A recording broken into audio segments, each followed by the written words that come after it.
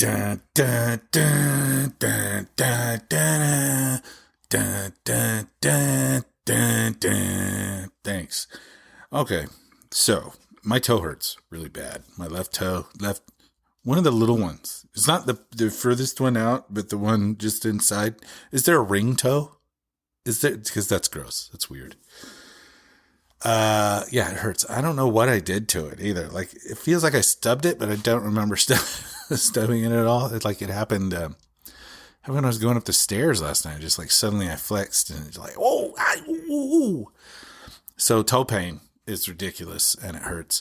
Anyway, my wife was reading Homer's Odyssey, and I was thinking back to when I read Homer's Odyssey back in, I think, junior high. I believe it was 8th grade that I read it, and of course it tells the story of the Trojan horse, the war in Troy, and then the return home of Odysseus, and the Trojan horse story's in there, right? I'm not crazy, am I? So the Greek warriors wanted to lay siege to the city of Troy, and they couldn't break down the wall. The wall was too powerful, so they had no choice but to resort to trickery. And they filled this wooden horse with soldiers, and they presented it. And as the horse is the Trojans' like sacred animal, they thought it was a gift, and they brought it into the city. And then that night, all the Greek soldiers poured out of the Trojan horse and opened the gates and allowed the marauding warriors to come in and sack the city. Now, what the hell does that have to do with anything? Well, if you've listened to this show before, not the toe part, but the Trojan horse part, you'll know exactly where I'm going. Let's talk.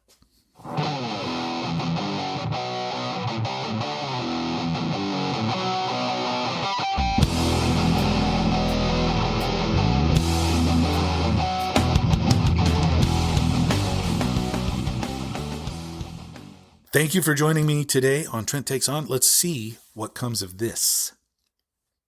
$400 million. $400 million. That is what the Boeing 747-8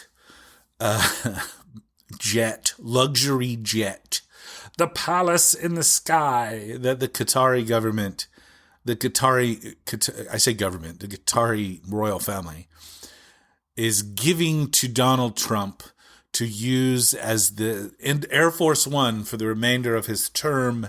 And then after that, it will be given to Donald Trump's presidential library, which I think is fucking hilarious on its face. A man who does not read, is not interested in reading, does not write, has never written an email, needs a presidential library to hold, I guess, his phone? I don't know. That's all he does is just draft text messages. Truths on Truth Social. Formerly tweets on Twitter. Before it was even X.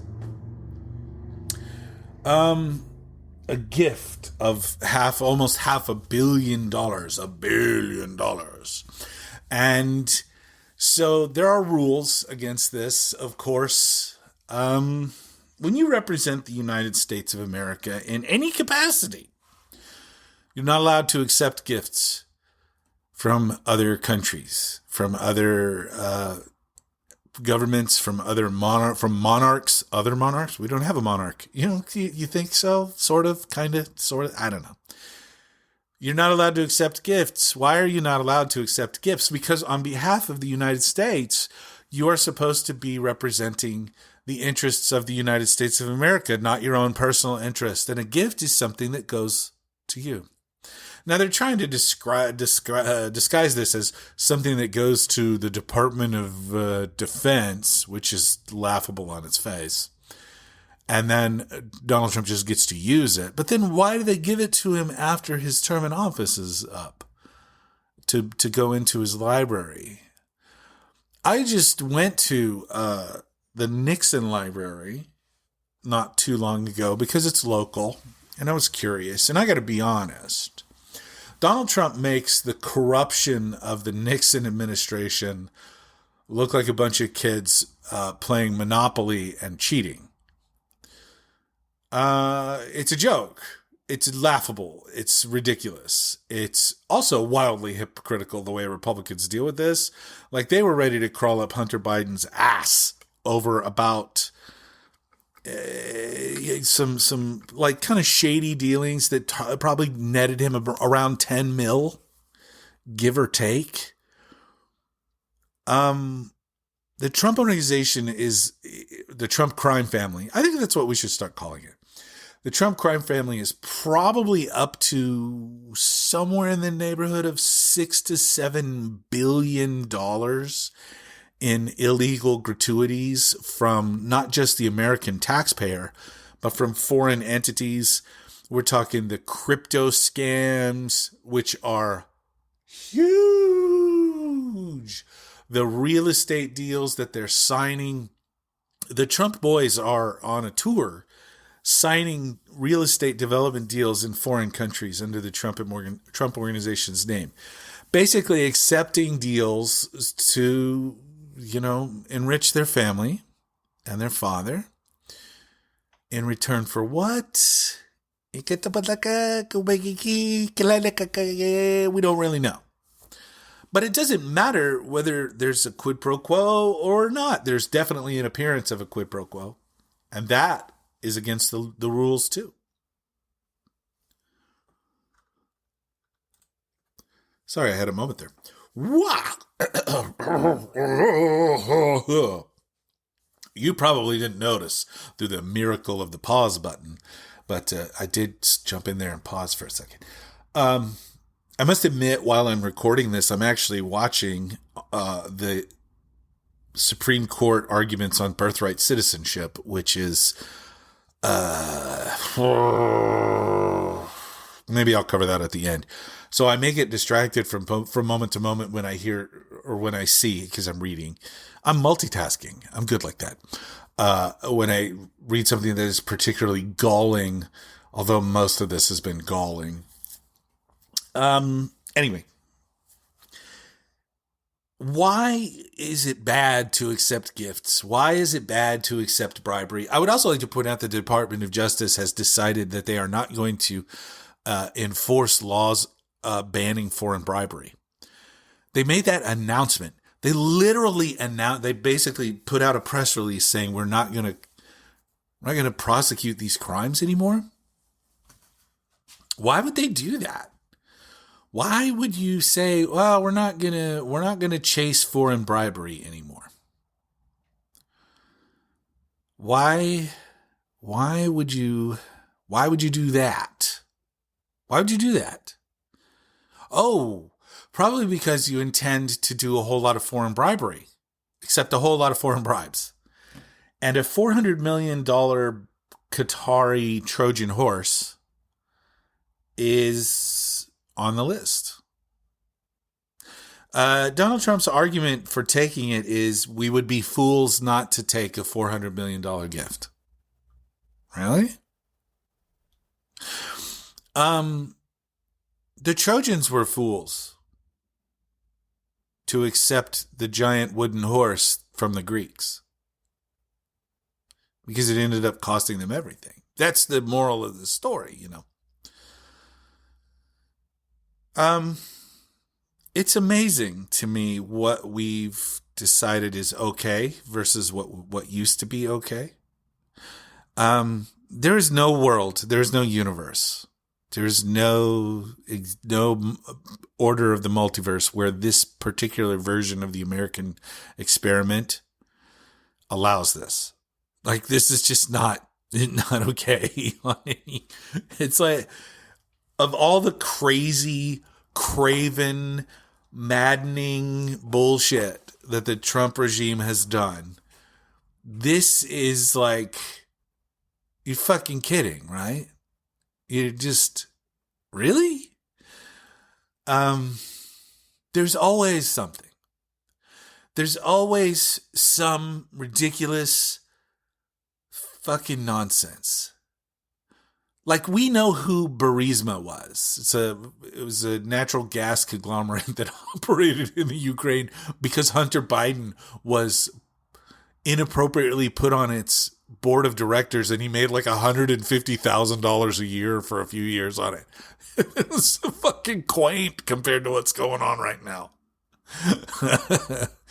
the Qatari, no, it's the UAE, the United Arab Emirates, is now doing a $2 billion stablecoin cryptocurrency deal with the Trump coin because, fuck you.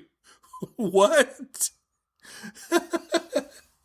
Oh, and the Department of Justice has announced that it is not going to enforce its cryptocurrency regulations. So why would you do that? On last week's pod, I talked about, it's titled Summertime and the Stealing's Easy, where I tried to talk about the fact that the Trump regime and the people around them are stealing from the United States and the rest of the world, quite frankly, whatever isn't nailed down. And then a few days later, the Qataris offer a $400 million bribe to the president, and he accepted it. And the Department of Justice, led by Pam Bondi, the Attorney General, signed off on it, saying this is okay. Now, Pam Bondi's last job was representing foreign interests of the Qatari Emirate in the United States. She was paid $115,000 a month to basically do PR for the Qatari government, starting in I think it was starting in 2019. The paperwork I saw was her signature on some stuff in 2019. It had to do with the basically PR work before the World Cup in Qatar. It's just amazing how obvious this grift is, how obvious the cryptocurrency grift is, how obvious the bribery is. Bribery everywhere, from tech giants giving millions of dollars to Trump for his inauguration that was then held inside the Capitol Rotunda, which, by the way, the billionaires were allowed to attend, but the regular people, nah. You can watch from home. So what did all the hundreds of millions of dollars raised for the inauguration go to when it probably didn't cost more than, what, a couple hundred G's to host those 300 people in the Capitol Rotunda? I don't remember how many people it was. It wasn't many. Absolutely madness. Absolutely maddening. You may hear somebody barking about a dog or yelling at a dog barking outside right now. It's just a neighbor. And it's not even my dog. My dog's in the house sleeping.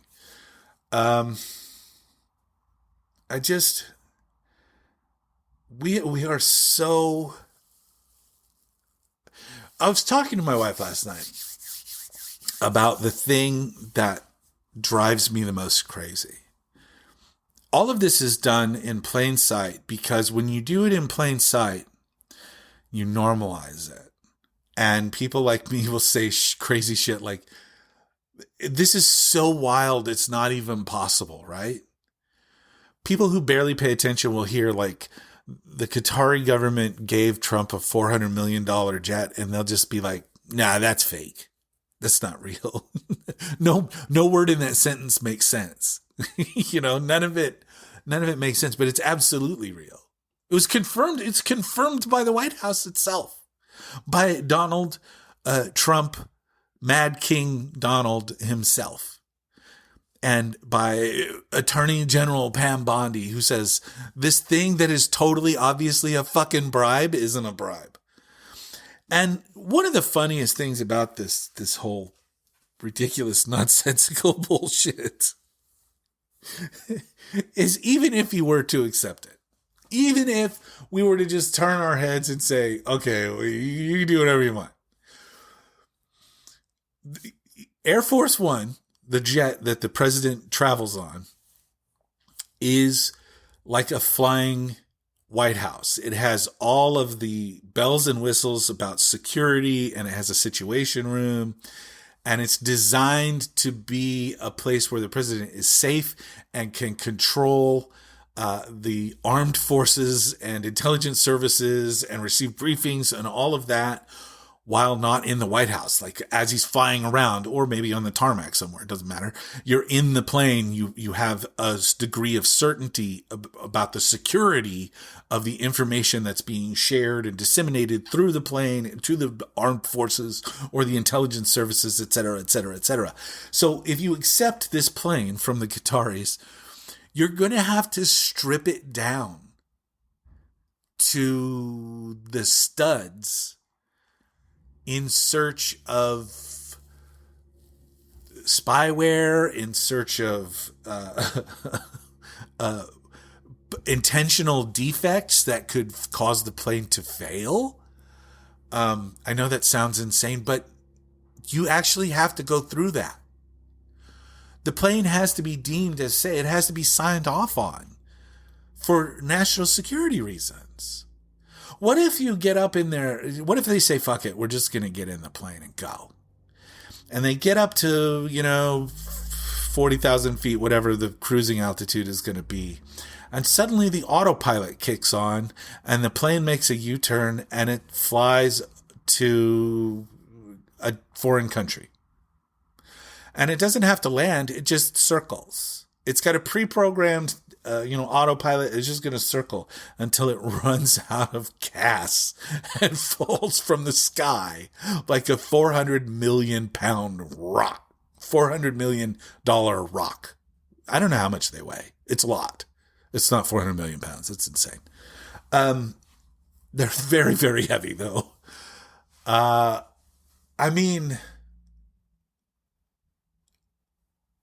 we just okay with all of this? It's insane.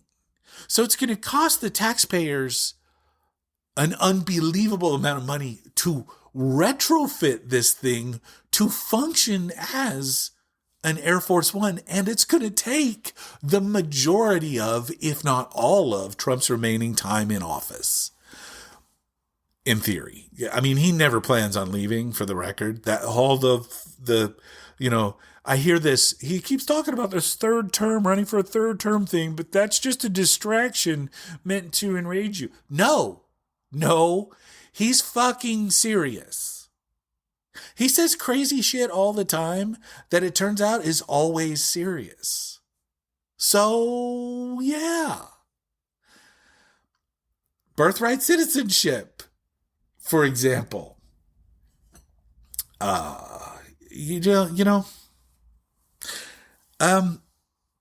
I just want to say, I'm not a soothsayer. I'm not Nostratrentus.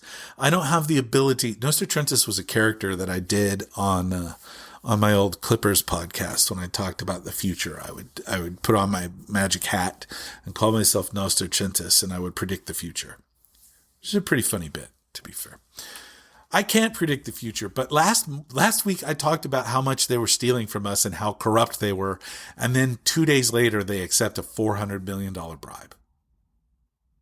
And for the record, the bribe doesn't even have to be accepted for it to be a bribe. It's still a bribe. The offer was there. The fact that they accept it or are trying to accept it, he's hell-bent for leather on accepting this jet, and which means he's going to accept the jet, which has been in San Antonio for the last 3 months.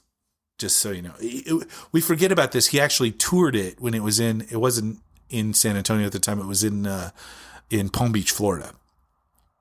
He toured it in February. I think it was very beginning of February, end of January. He toured it and talked about how amazing it was. And then they flew it to San Antonio and just kind of parked it on the tarmac. It's just kind of parked, waiting for this moment. Seriously. It's just like, we're okay with this, I guess. So listening to this show should make you just a little bit smarter. It should make you a little bit more angry, sorry. It's not my fault, for the record. I'm not doing any of the corrupt shit. I'm not trying to break the system. I'm just talking about breaking the system. And not me doing it, them doing it. They're the ones doing it. I didn't do it. But I urge you to just think about this. Think about it. Think about these things critically, because that's the real war.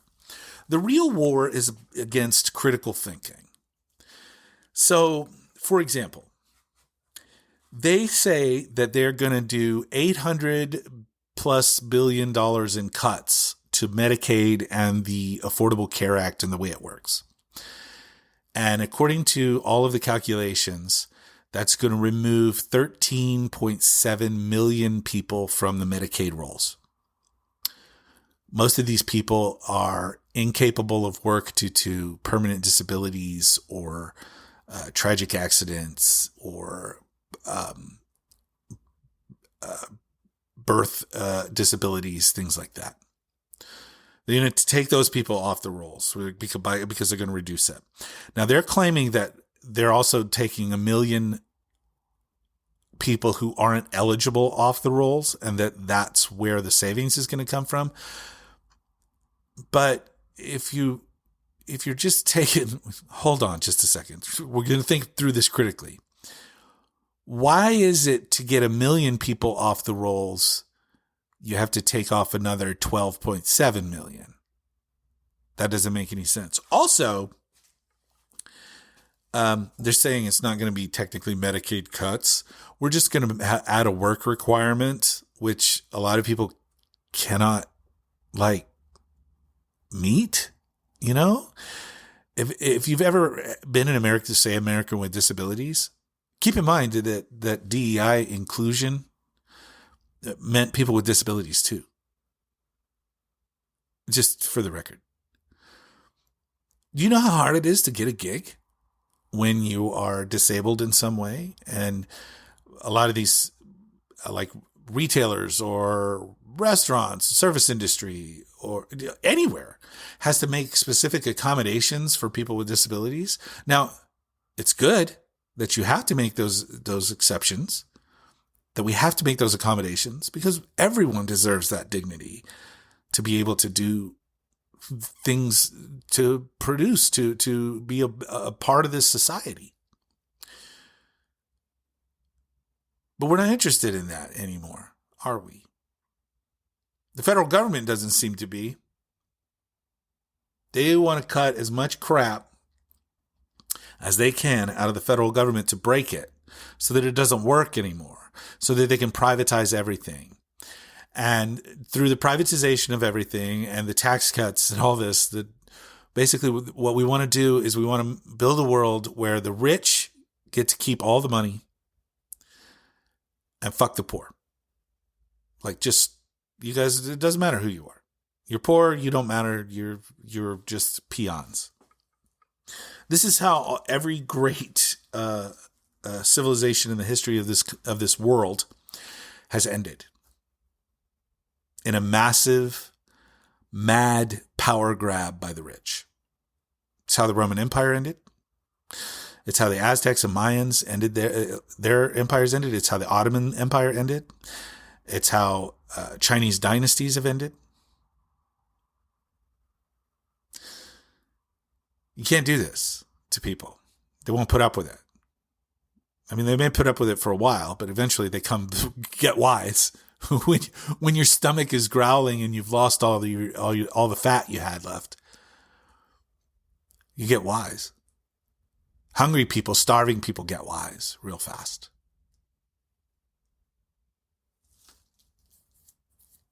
Things aren't good right now.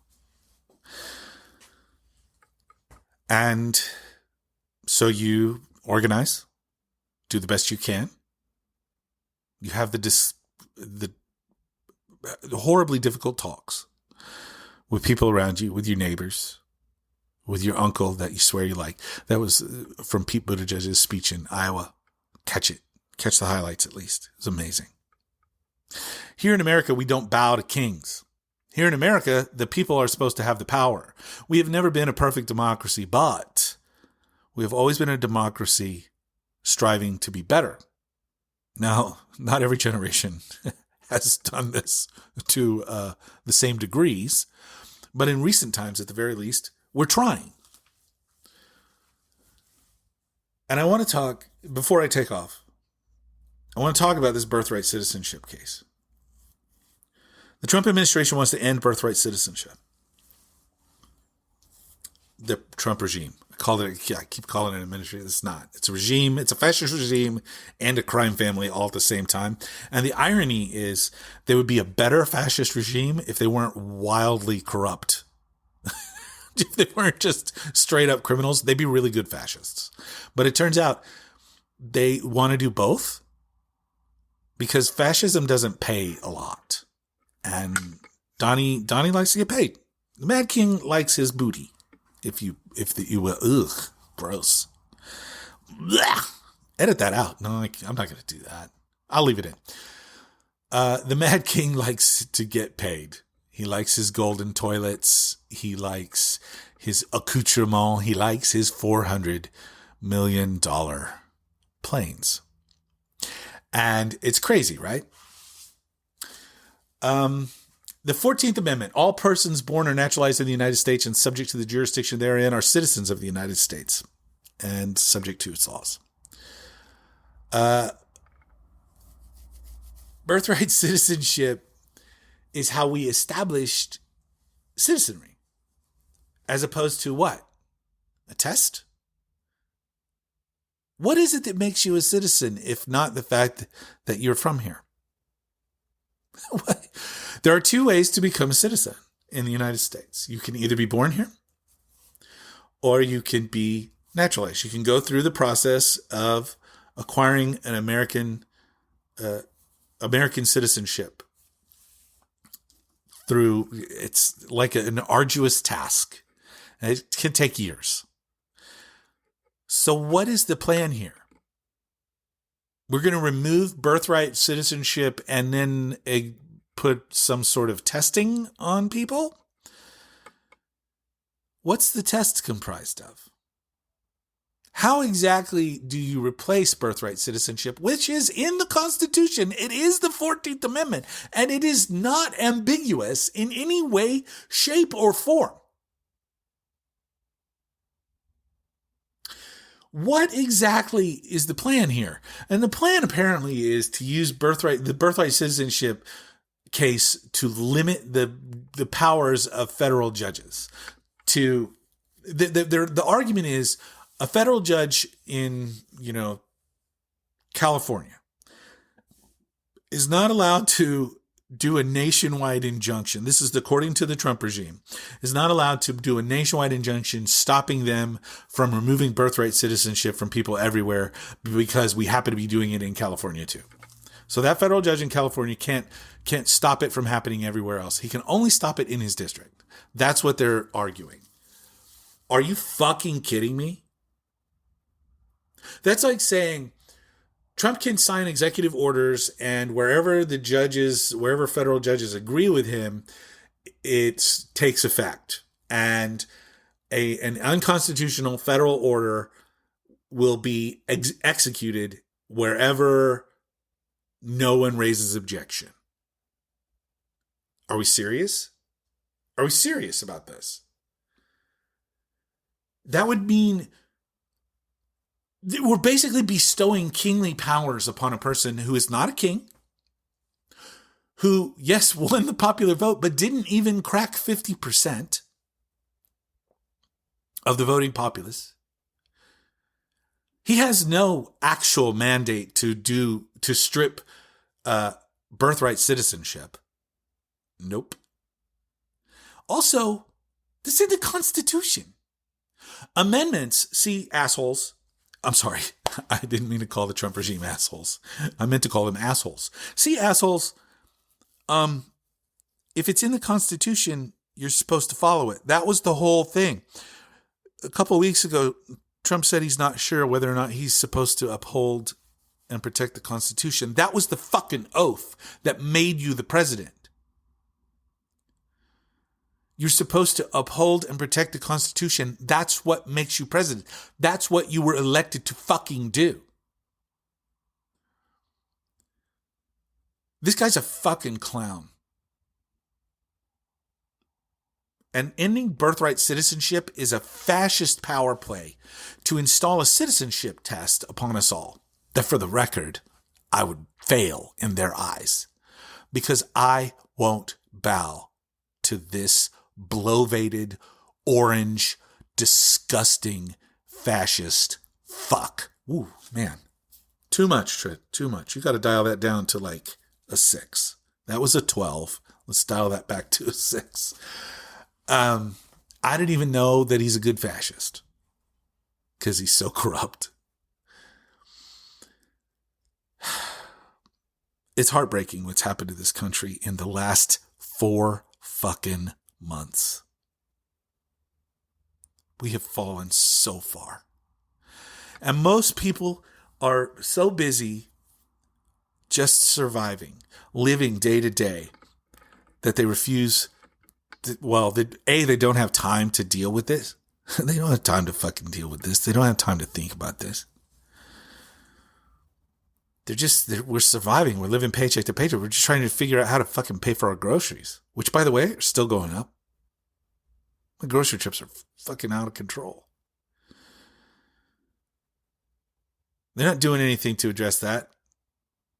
Tariffs are still in place. They dropped the China tariff tariff on Chinese goods to 30%. It's still 30% more than we were paying, if not more. Remember, any cause to increase the price of a good by a company in the United States, they're going to take it and they're going to increase the price, increase the cost. And if the Chinese goods are increased by 30%, well, what about the American equivalent? Well, it's got to go up at least 10. Demand alone is going to require us to do this.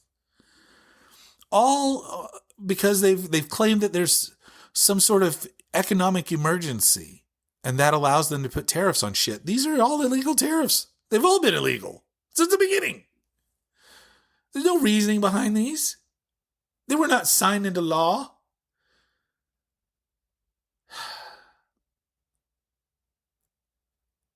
I'm just stunned. We're not supposed to have a king in this country. Sure feels like we do. I like to think that there will be a time. There will be a moment that something will happen. And just enough Republicans will realize that there's a special place in hell designed for people who sell out those who have entrusted them with the power to represent them. What greater sin is there than to sell out hundreds of thousands of people that chose you? Our elected officials are chosen. They're chosen to work within the system, to improve the system, to improve our lives. And those who refuse to do so, those who are bowing the knee to a dictator who rules by fiat. An executive order is not a law. Laws have to be passed by the representatives of this country. The legislative branch, legislation, law. Executive executes the laws. They have proven that they refuse to follow the law. Donald Trump and his regime have committed hundreds of impeachable offenses already. Hundreds. Everything from refusing to pay out grants that were already done. They were granted. That's the whole point of the word grant. This money was granted to this thing. You have this money. It's in a law. And when they say, well, we're not giving them that money, you're breaking that law. That law that says this money goes there. The appropriation of the funds of this country is done by the legislative branch. It's in the Constitution, plain and simple. And every time they sign one of these bills, one of these spending bills, and it becomes a spending law, the president has to execute the law. Failure to do so is an impeachable offense. The Impoundment Act. This is a Supreme Court case from the 70s. Richard Nixon tried this shit. And a 9-0 Supreme Court decision said, no, motherfucker, you don't get to choose whether or not you spend the money. You have to spend the money as appropriated by Congress. I'm paraphrasing. But I tell you, I think I've deluded myself into thinking that at some point Republicans will realize they can't do this. They can't sell out the country. They can't sell out their constituents. They can't sell out the hundreds of thousands, and in some cases, millions of people. If you're a senator, millions of people voted for you. Millions of people entrusted you to serve them, to represent them.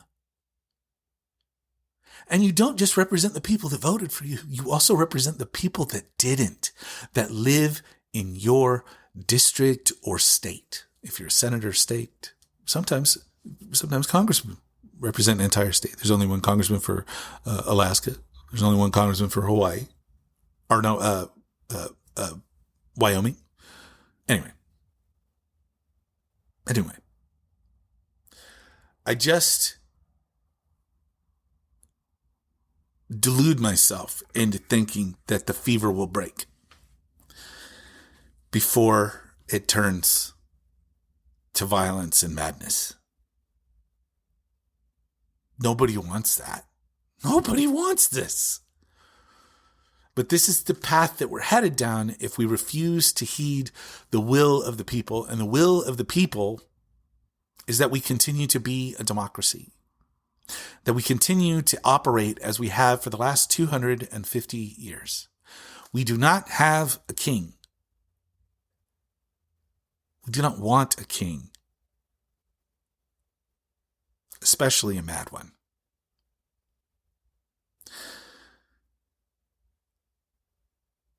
Thank you all for being with me, as always. You are all wonderful people for listening to this. I can say that. You got to the end. I'm proud of you. You're awesome. You've accomplished something today, and I appreciate that. Share this with a friend. Share it with somebody and say, if you don't want to have the difficult discussion, let them listen to old Trent. Maybe some words of wisdom from a 50-year-old observer and smart dude who reads every day, all the time, about what we're doing and where we are going and where we've come from. And I keep up with this shit because I'm obsessed now. I'm obsessed with having a better world for my kids than I had for me. And right now, that is not happening. So, that's why I do this. Share me with a friend. I'm not going to tell you where to find this podcast. You already did. Kazal. But I'll be back next week to talk more madness, and we'll see what happens. Until then, I beseech you to be good humans. It's the very least we can do, and it's what makes us the most successful creature to ever inhabit this planet. Until next week, love you. Namaste. Please be safe.